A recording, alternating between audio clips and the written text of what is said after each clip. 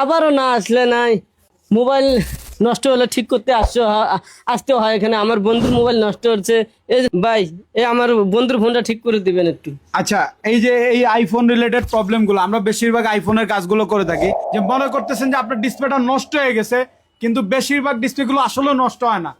এগুলো ফিজিক্যাল হাত থেকে পড়া ছাড়া এই ডিসপ্লেগুলো নষ্টই হয় না।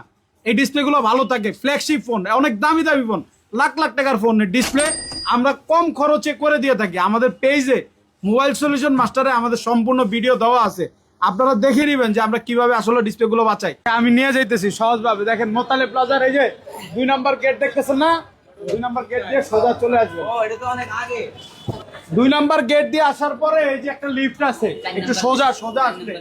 Lift number 4 number lift.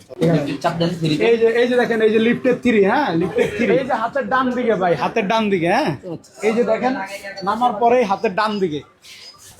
আচ্ছা, এই যে দেখেন, এই যে ওই যে মোবাইল সলিউশন মাস্টার, ওই যে দেখছেন, এই যে মোবাইল সলিউশন মাস্টার 477 নম্বর দোকান, 477 নম্বর দোকান, 477 নম্বর দোকানটা নেন ভালো করে।